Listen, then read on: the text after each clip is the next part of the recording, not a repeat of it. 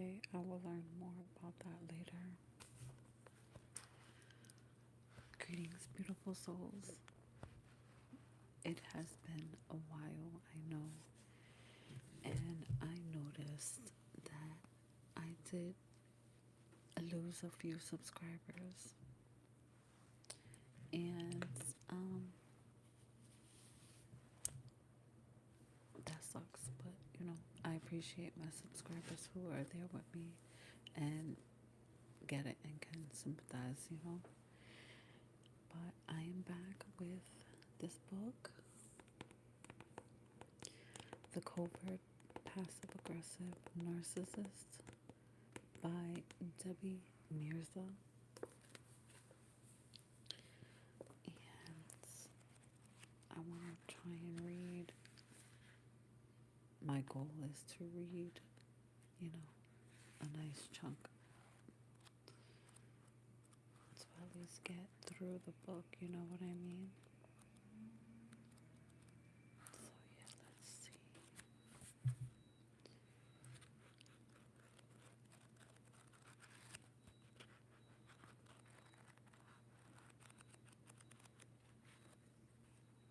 Okay. I want to make sure I don't say anything crazy. Okay, let's continue. Now, we have left off on page 26. Okay, let me go back because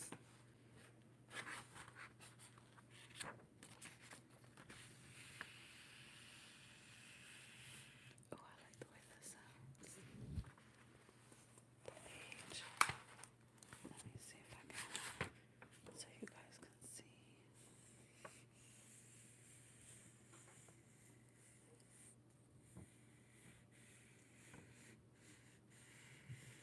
Wow, I really like that sound. I gotta do some more book ASMRs. Okay, let me read this last paragraph. So it is common for targets to say, "We seemed so much alike." This is because the covert narcissist mirrors you in the beginning, in a sense becomes you. They are observing you during this period.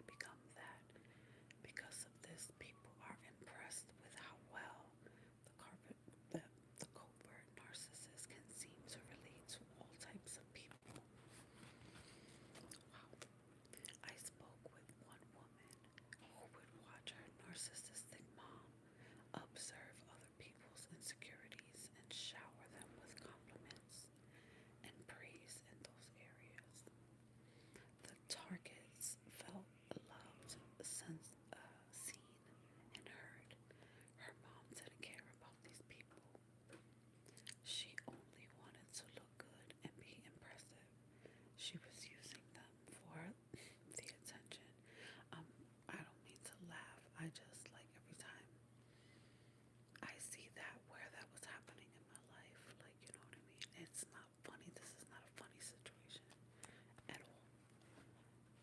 But I'm just like, wow, that's crazy. Okay. She was using them for the attention and admiration that she received from them. They were her energy supply. Similarly, if a target is spiritually minded, it is common for them to feel like they have found their soulmate. Oh my God. Okay. I might have a lot of these moments because, like, yeah, realizations. Okay. It's common for the. Wait, no. Sorry. Let me go back. Okay. So if a target is spiritually minded, it is common for them to feel like they have found their soulmate when they meet and date a covert narcissist. The connection feels like home. The covert narcissist mimics the same zeal for spirituality as the target genuinely has, which feels amazing to the victim. They are on the same page, it seems, but this is an illusion the covert narcissist created. It is common for covert narcissists to test targets to see if they are someone who will be a supply for a long time.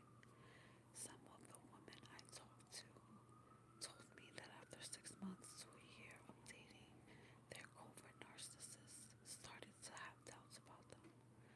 When the covert narcissist's negativity started, the target began to fight for the relationship because they believed the connection so strongly. Wow.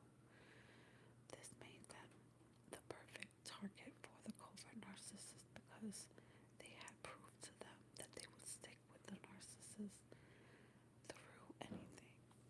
This is the type of person that a covert narcissist wants. The type of person they will groom. Whoa, realizations. Wow. Sorry. Wow. Okay. So when Sarah dated Timothy, after a year of bliss, there began to be issues in the relationship. They both agreed that the relationship was worth fighting for, so they decided to go to therapy to figure things out. Sarah thought it was amazing, and was open to it. No. Oh, he was open to it. Okay, so she thought it was amazing that he would do that. Most of the guys that she dated before would have never agreed to counseling. She believed it was one more impressive thing that she discovered about him. What she didn't know was that the worst thing you can do with a narcissist is to take them to therapy. Yeah. Wow. Yeah. I had to learn that the hard way, especially in the beginning. Here is why it's like a training ground for them. When the counselor tells them what they are doing wrong, how they are hurting you, it shows them which parts of their mask is cracking. They learn what you want and what they need to do to impress you as well as others. They do what the therapist suggests, impressing the target and the therapist. Their heart isn't in it, but they act like it is. The therapy sessions make you feel even more love and respect for them. Once again, sealing their image as the perfect mate, ensuring your love and loyalty for a very long time. They learn your vulnerabilities and insecurities. Covert narcissists make sure to build you up and compliment you in these areas. It can feel like they are a part of your healing. They will later use what they learn about you to trigger you, to manipulate you and control you and wound you. It becomes the biggest betrayal you have ever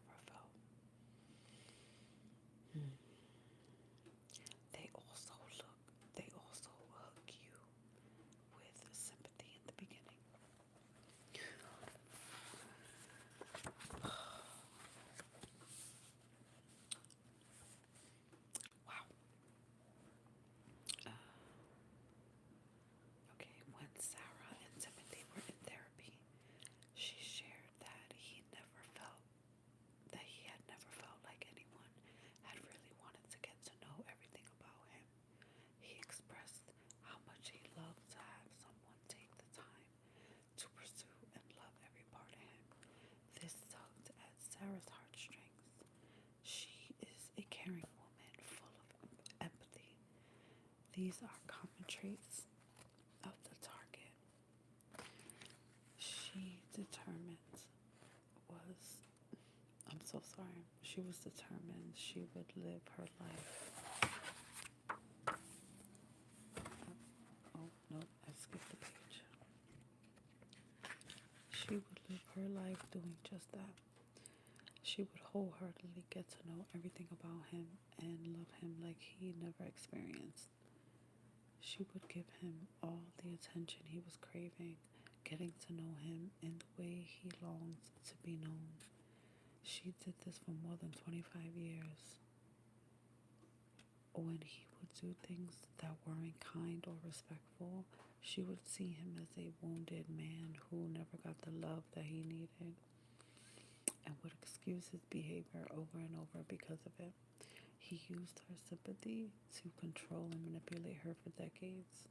She would never have tolerated a lot of his behavior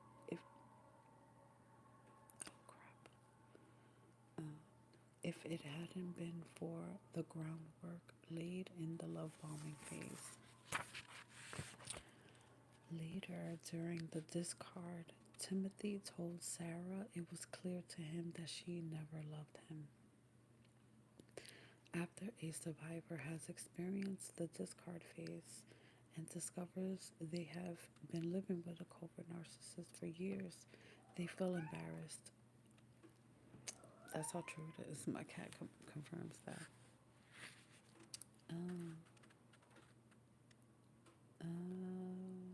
They feel embarrassed. How did I not see this? How did I live with this for years? And be okay with it? What's wrong with me? It is important to know these are master manipulators who could fool just about anyone. People who haven't experienced this will never fully understand. When others hear their stories, they wonder why the survivor stayed for so long. It all begins with the love bombing stage, which lays the foundation and sets everything in motion. I want you to know that all survivors I interviewed were intelligent people. Many of them were aware of psychological concepts. Some are the mental healthcare, or some are in the mental health care field themselves. They are tender and have tremendous amount of empathy. Many of them are also highly intuitive and aware of toxic behavior. They pick up when something is off with others. These are not naive people.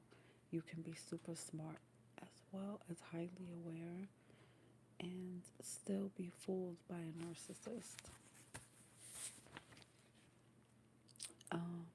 Don't feel badly about yourself if you are a survivor. You've had enough of something, of someone else making you feel badly about yourself. You are smart, you are strong. You got involved with someone who used your beautiful traits against you. That is not your fault. Millions of people are taken in by narcissists, covert narcissists. Be kind to yourself. All the kind words and actions from the covert narcissist during the love bombing phase are all the intensiveness. I don't know why I just added a word, I'm sorry. All the attentiveness, the open communication, the compliments, the ease of it all sets you up so that when the subtle devaluing begins, you won't even notice it. The devaluing phase. The word devalue says it all. At the beginning of the relationship with the covert narcissist, you feel incredibly valued. Then you begin to experience little things, statements they make, looks they give you that begin to demean and devalue you. It is all very subtle. Fuck.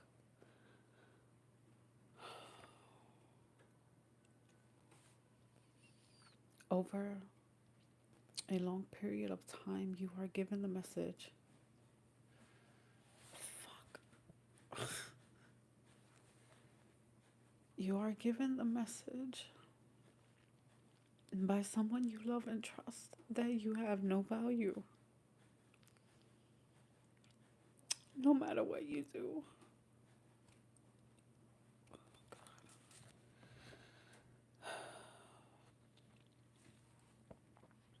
Um, no matter how kind you are.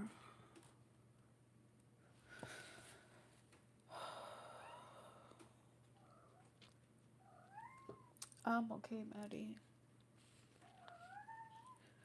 This wasn't supposed to happen. Um, no matter how kind you are, no matter how much you do for them, you will never, ever be enough.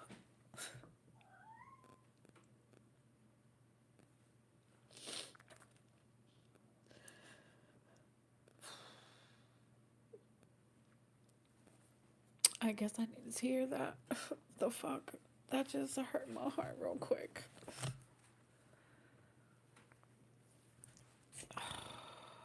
But that doesn't mean that you are not enough for someone else. You know what I'm saying? That doesn't,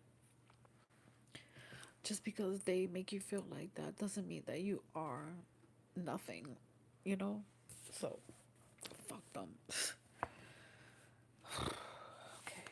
Um, Hi, Theo.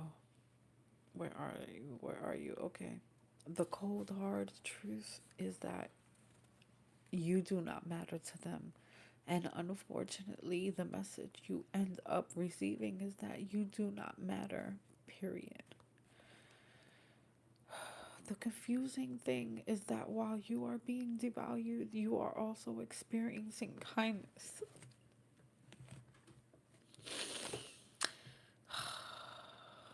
So true. That shit is so true.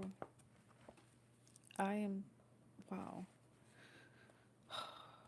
I'm trying to just read the book and not make it about me. Like, you know? Okay.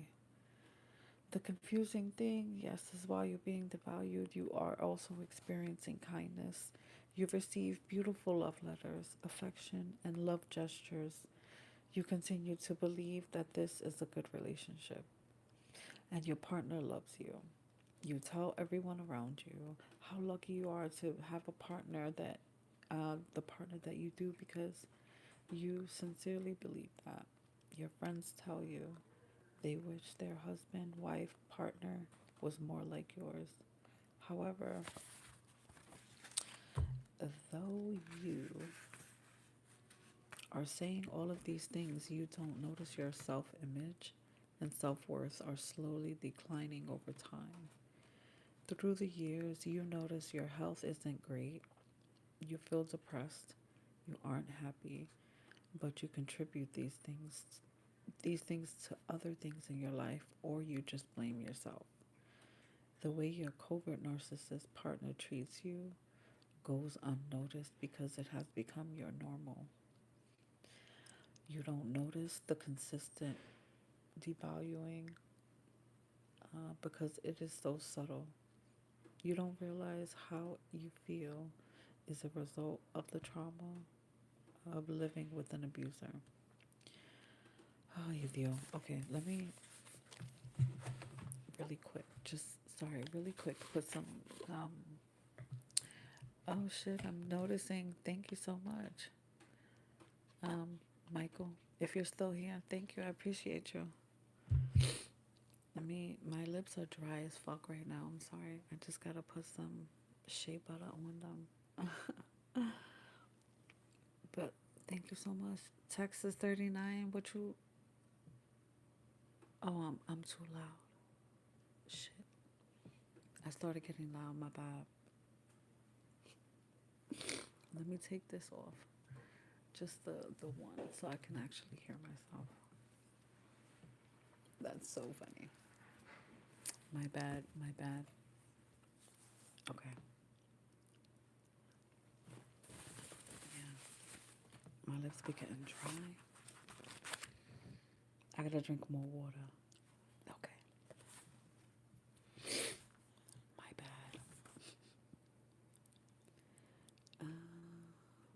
through the years, okay, the way your covert narcissist partner treats you goes unnoticed because it has become your norm. You don't notice the consistent devaluing because it is so subtle. You don't realize how you feel is a result of of the trauma of living with an abuser. Susan thought she had almost the perfect marriage. There were issues in their sex life she could never figure out, but everything else seemed great. They looked like the ideal couple to those around them.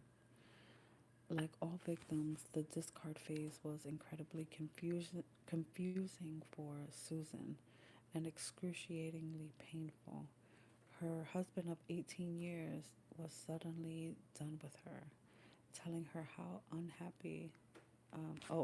happy he was without her, blaming her for all kinds of things. He told her how unhappy he had been the whole time that they were married and listed all the ways it was her fault. She was blindsided. What in the world just happened? She searched for answers. Um, yes, she searched for answers. As she learned about covert narcissism, Susan decided to read through her journals, hoping that she might see things that would help her make sense of it all. She wondered if she would see things in her writings that she didn't remember or hadn't noticed. Had there been devaluing, she didn't remember any. From her recollection, there hadn't been anything wrong with her marriage except for their sex life, which she blamed herself. Wow.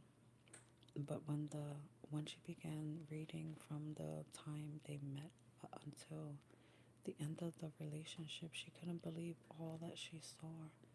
With more educated eyes, she was stunned when she read a part of her journal written while they were dating that said, "I'm getting married soon, and I don't know why, but I have this strange fear that I will be taken advantage of and not even see it." Wow, that's crazy. To have that feeling and still go ahead with something. Uh, Her body knew from the very beginning, but like so many other times, she didn't trust it. She explained it away, and for the next 18 years, she made countless excuses for his subtly demeaning behavior. She also couldn't believe how many stories she came across in her journal showing how he had devalued her, sabotaging every vacation, every birthday, and most holidays, times that meant something to her. All the stories started about a year after dating. A few months before they were married, she read about a trip he had gone on with a friend. She didn't hear from him for 10 days. Silence, no contact, no explanation. She had written in her journal how it felt like everything was on his time, what worked for him.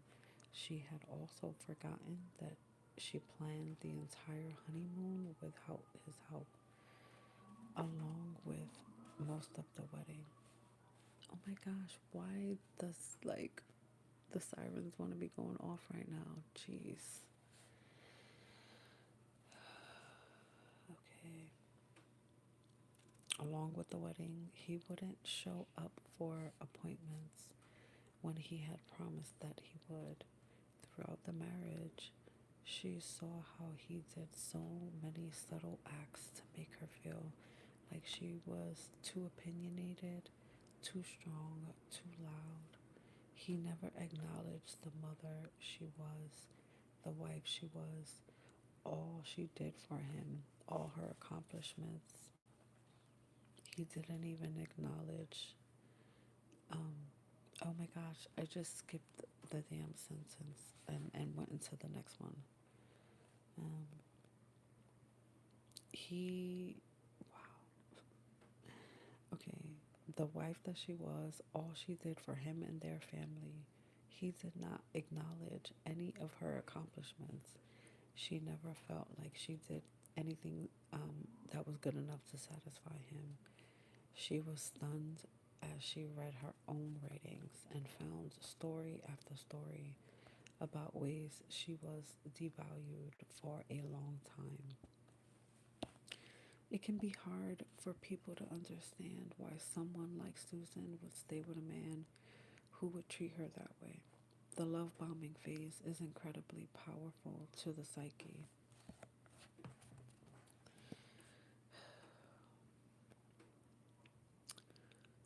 The devaluing stage is mixed with many loving acts that are incredible and very confusing.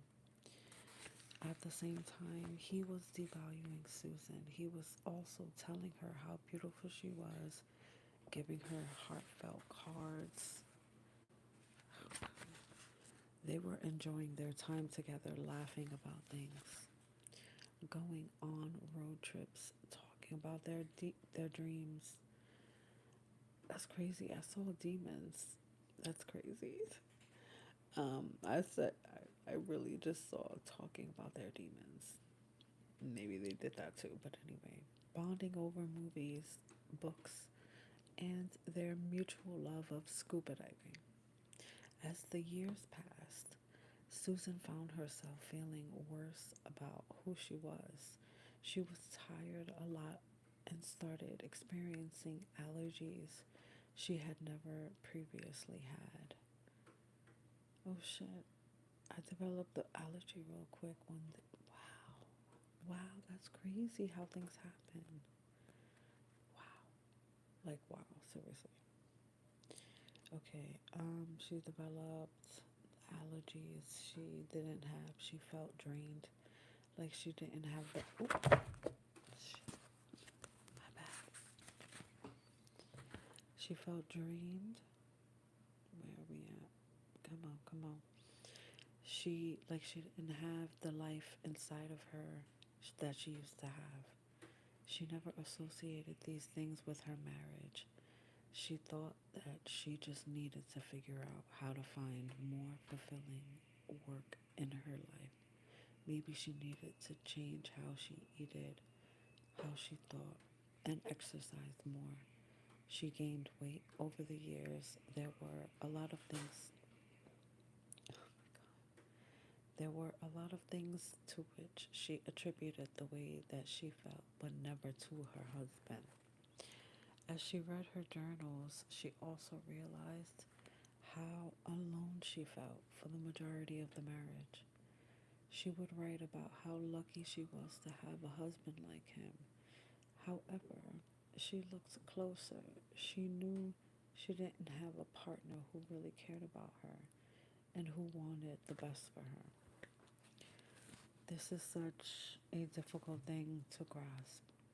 For victims of covert abuse, they convince themselves that the love they feel for their partner is also their partner's feelings for them, when in fact this is not true and never was. Covert narcissists are not capable of real love.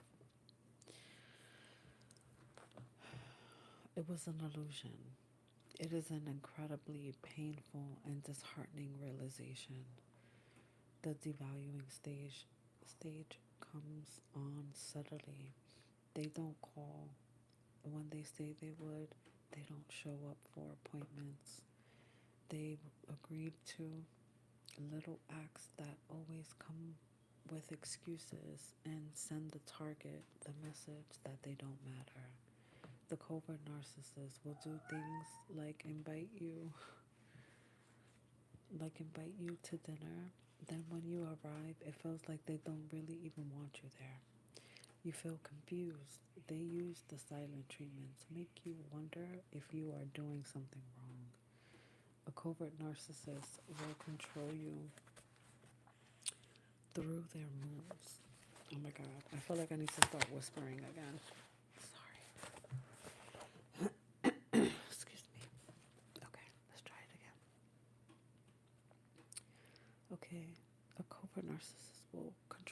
through their moods, through their looks that they give you, through statements that they make that may not seem, like put down on the surface, but make you feel badly about yourself. They will never say anything is wrong when it feels like you. Okay, they will say nothing is wrong when it feels to you like something is wrong. During the devaluing phase, the victims are programmed to not trust themselves. They will also devalue you by letting you think something is your fault. Sorry.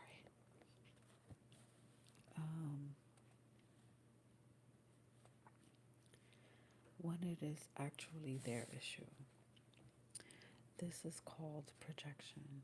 They project what is true about them onto you, and you end up taking the blame without even noticing. The emotional needs of the victim are not of importance to the covert narcissist. The only desires they have or needs are priorities that matter to them. Wait, what? I'm sorry. My brain is just like going crazy. The only covert narcissist does the only thing, what? Whatever. The only thing that matters to them is them. That's the basic thing. It is also quite common for the victim to become responsible for everything. For instance, covert narcissists don't like to help around the house. They will, but the target will feel their anger and irritation.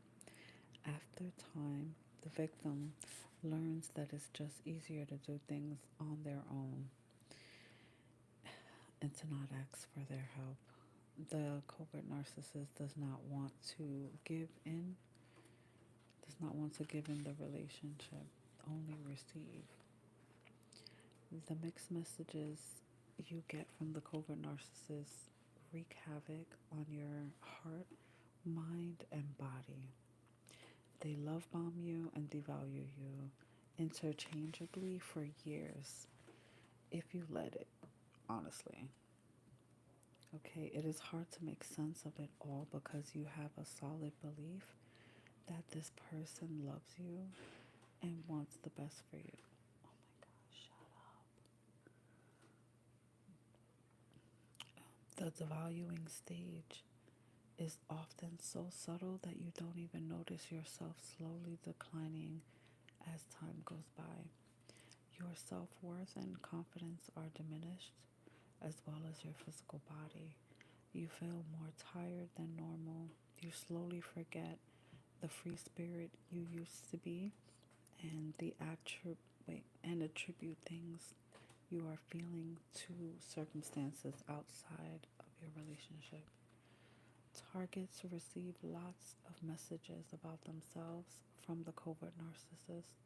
Some things they say right to your face, while other messages you receive from the covert narcissist are actions and looks that they give you, deafening silence, or quiet rage emanating from them.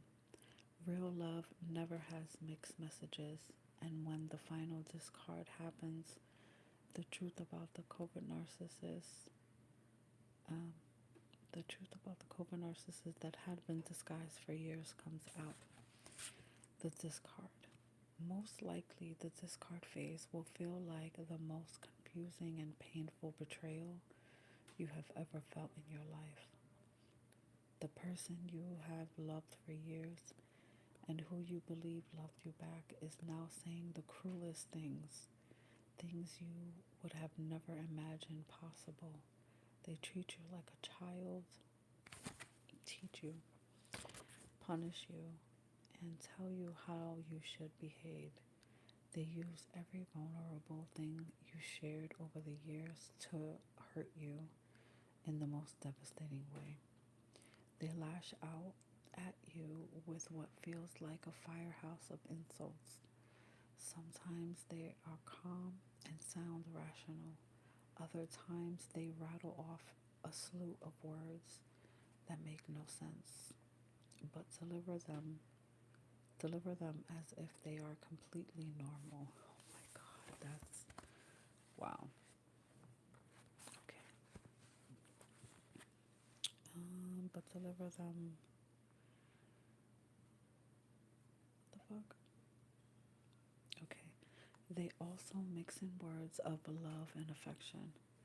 Then in the next breath they tell you that you are vile and they are done with you. You have no idea who this person is.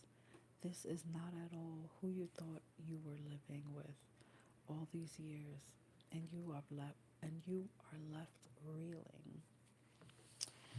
The covert narcissist paints a false reality and says things about you that aren't true, but you question yourself, wondering if they are right about you because they sound so confident and act like they know more than you, and you feel like you can't think straight. They twist your words and confuse you with strange thinking.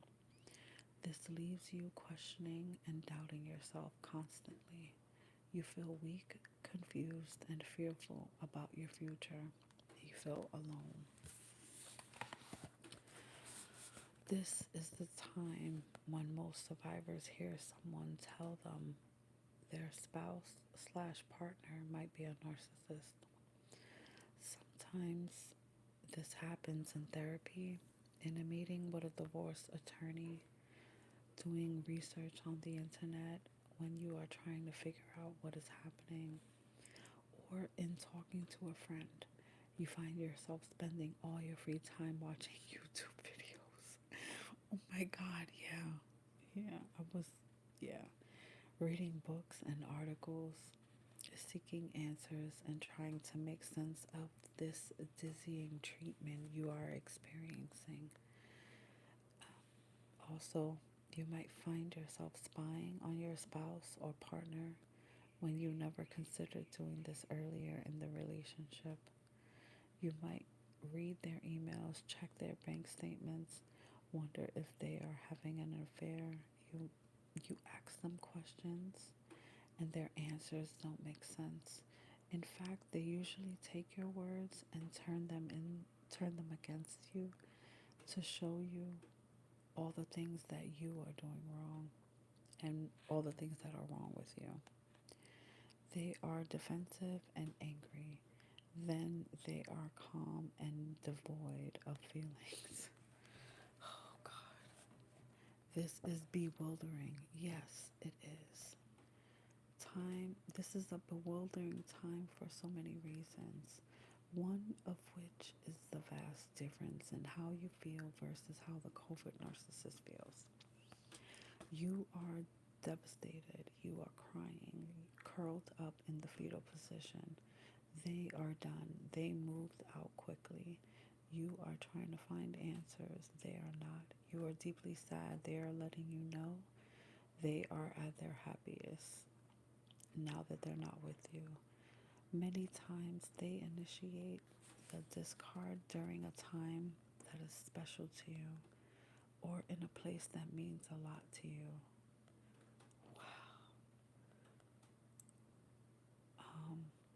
They like to sabotage dates and places that are important to you. Bill told me that his wife of 26 years told him that she was done being married to him on his birthday after years of telling him how handsome he was, how much she loved him, how amazing he was. She told him, I have never fully trusted you. Most women would have never lasted this long with you. I can't believe you haven't gotten therapy for your issues after all these years. That's just like out of the fucking blue. How do you do that?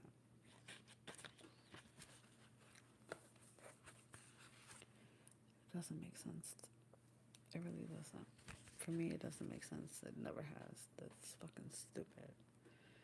Okay. She kept going with a long list of other shocking, devastating statements. Similarly, when Karen's husband told her he wasn't sure if he wanted to be married to her anymore, out of the blue after 17 years of being together, they were at her family's lake house, and where she had always felt like the most safe and peace growing up. For many victims, the discard phase is the end of the relationship. Others experience a confusing cycle of breaking up and getting back together over years of dating a covert narcissist. Holy shit, yeah.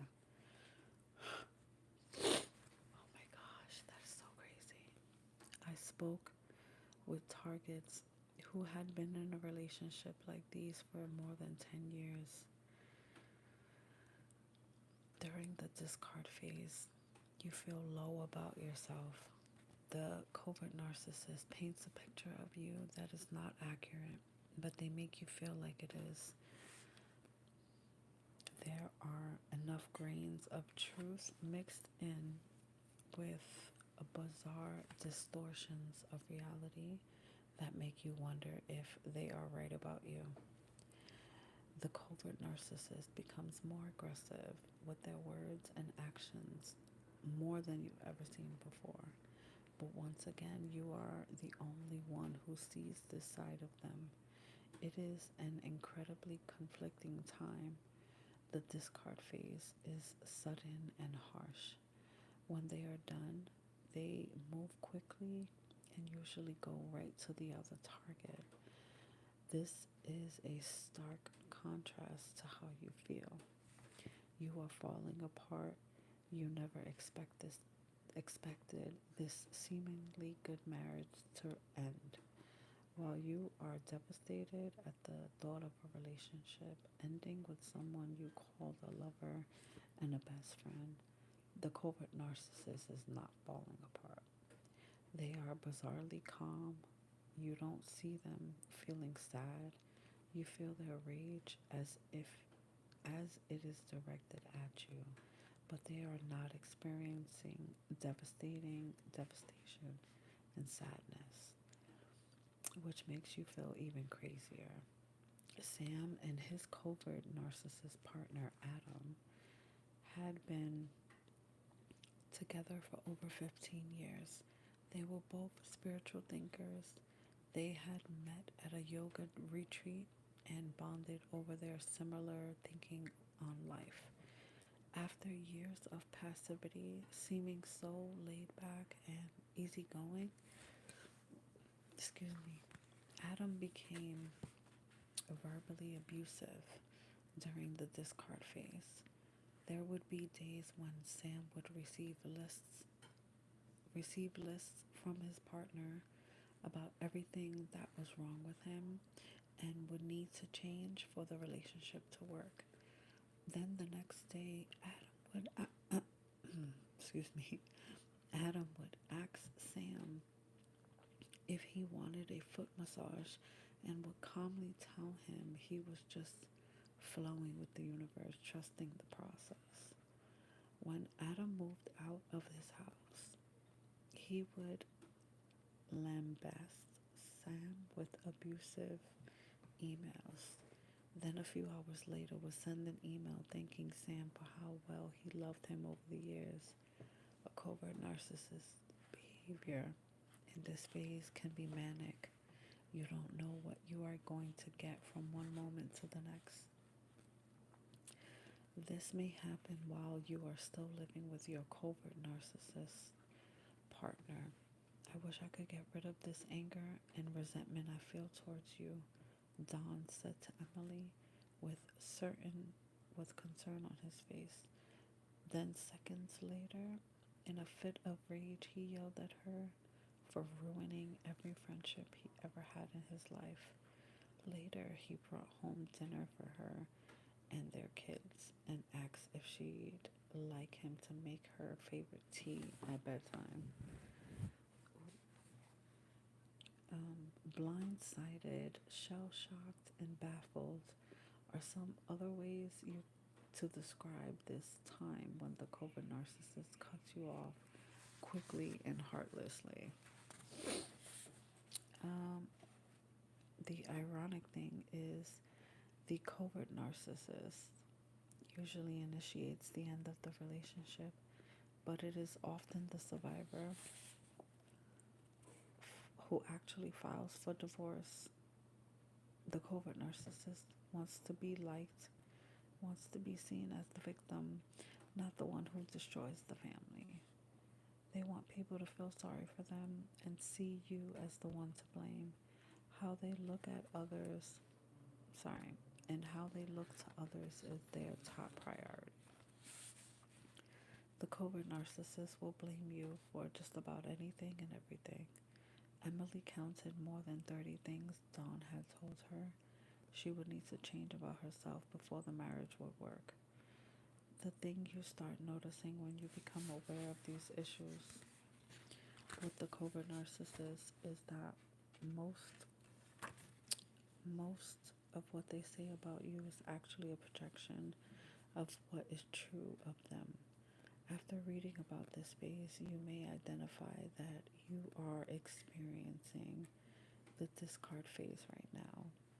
For many survivors, this is the time of avid research on the subject of narcissism. So many others are experiencing what you are at this moment. It's empowered. It's empowering and helpful to realize this. You are in the company of some amazing people just like you who are also looking for answers. You may feel you may be feeling shocked, full of anxiety, alone, depressed.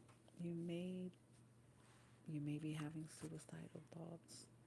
Your body may feel like it's deteriorating. It's hard to focus at times. When you are what the fuck?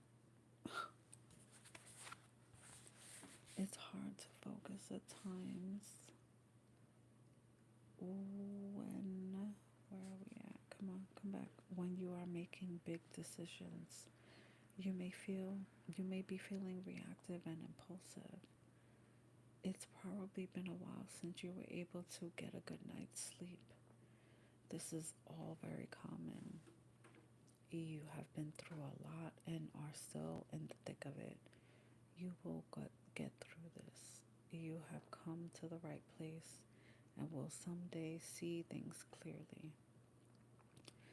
Breathe, reach out to friends and family who love you. Keep learning. Join a support group. Meet up. Meet up.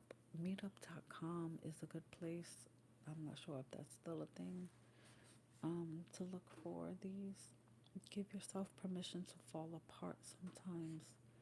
Hire a good attorney if necessary who knows about narcissism if it's a divorce situation. Above all, know that you deserve kindness and respect. I will talk more in depth about what it's like to divorce a covert narcissist in chapter 9 and also more about their traits and ways that they manipulate and control throughout the book. Before I do that, I want to talk to you about the target, the victim, and the survivor. Let's look at let's look at beautiful and valuable you. Okay. So traits of targets. Covert narcissists will seek out a certain type of person for intimacy. They know what traits someone needs to have in order to be controlled and manipulated. For instance, they wouldn't be able to use their emotions and comments to manipulate if the person didn't have empathy, compassion, and a nurturing heart. They wouldn't be able to convince someone to take the blame for something that isn't their fault if the person was not self-reflective. As I interviewed survivors and listened to victims of narcissistic abuse in local support groups, I found it fascinating to see so many traits in common. Here's what I found. These people are smart, they are responsible, they are the ones who hold things together. Often they are the heart of the family. They do almost everything in their home as the parents. These are the people on which you can rely. They are loyal, faithful, and resilient women and men. Survivors, survivors often are the dreamers, the optimists of the world, seeing the best in others. They are loving, kind, and pure hearted. They trust the word of others because they are trustworthy. It is not in them to lie, and it is so difficult for them to believe someone that they love would lie to them. Lying, controlling, and manipulating go against how they are intrinsically made. They were made to love and be loved. That is when they thrive.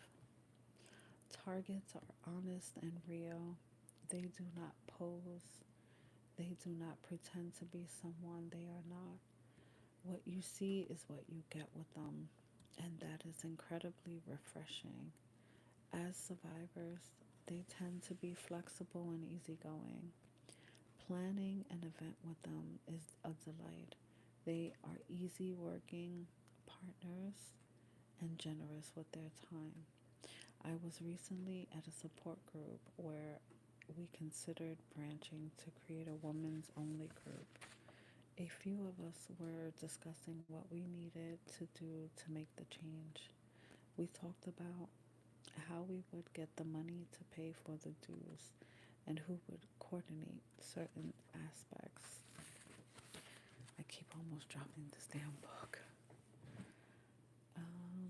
Certain aspects, essentially all the details of what needed to be done to make this transition. It was the easiest conversation in the world. One lady offered to pay for all of it. Others said they'd be happy to split the cost. No one was stressed. No one was in a hurry. No one was out for themselves. Everyone was generous, not wanting the actions, not wanting the action steps to fall on one person's shoulders. It was peaceful, loving, productive, and easy. Meeting survivors has been like finding gold in this world. These are people who are not interested in drama. They love peace and harmony. They are self reflective women and men who are interested in growing and bettering themselves. They look uh, they look to see where they can improve. They don't blame others. They take responsibility for their own behavior. If they are feeling hurt or frustrated in a relationship, they often say, I'm feeling like this, or when you said this, I felt this. They don't tell you what they think is wrong with you. This great quality, however, is used against them by a covert narcissist. Covert narcissists will blame them for things, and because survivors are people who look at themselves, they will be open to seeing if they are the one to blame. Often the victim finds himself or herself thinking there must be some truth to it. This person knows me, they've lived with me, so there might be something I need to change here. That is so sad. So fucking sad.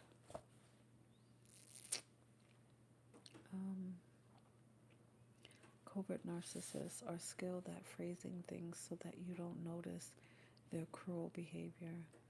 Emily's counselor told her, "Your husband has this ability to start out a conversation, appearing so humble and kind. You become so impressed that you don't notice how he blames you. By the end, you take that on and feel shame. You end up apologizing for something that isn't even your fault, and he set you up to feel like it is." Targets are trusting people. They are nurturing, forgiving, and compassionate. They are full of empathy, and this sadly is one of the most exploited traits by a covert narcissist. Your empathy is a big reason they choose you or chose you. They prey on this treasured part of you with with displays of emotion, manipulative comments, and actions intended to control and punish you. One woman with whom I talked, one woman with whom I talked said her brother had passed away recently. She was very close to him. On the anniversary of his death, her husband suddenly sunk into a deep depression. Because he did this, she didn't feel she was allowed to be sad. It's crazy.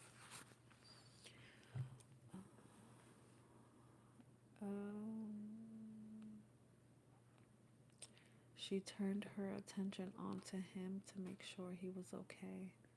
Covert narcissists do subtle things like this to control you, to keep the attention on them, and to sabotage times that are sacred to you. Another example of how a covert narcissist will shift the focus back on them is demonstrated by Wendy's dramatic story.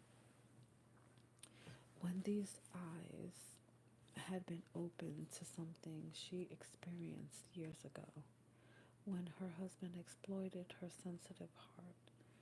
Her care and concern for him brought her to a place of feeling bad. She ended up come on.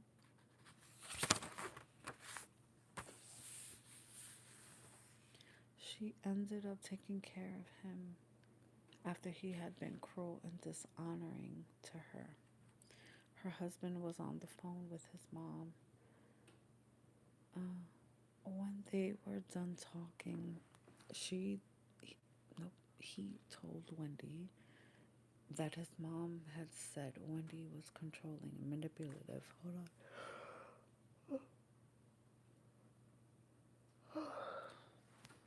on.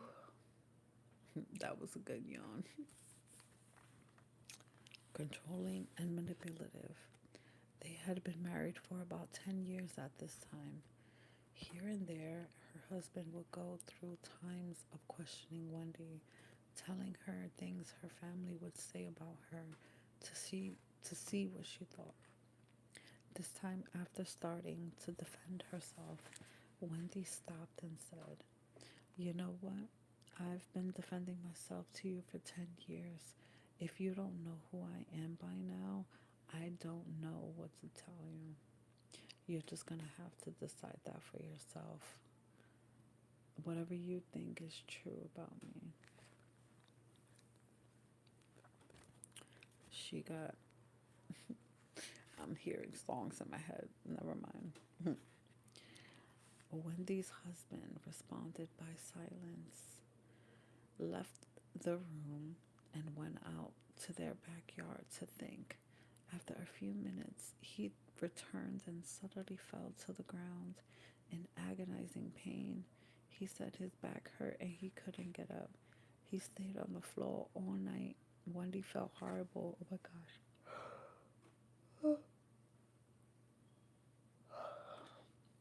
My bad.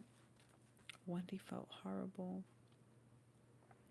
She brought him containers to urinate in. Wow. When he needed them.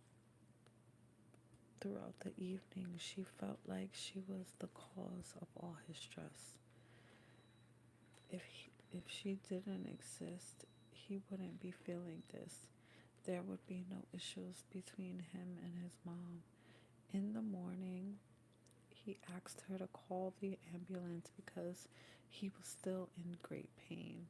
They wheeled him out, gave him some shots, and he came home pain-free. The pain never came back.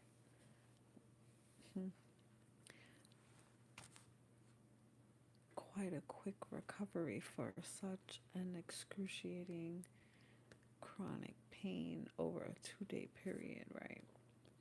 This is dramatic but not unusual for a covert narcissist. Many survivors have told me stories of covert narcissists faking.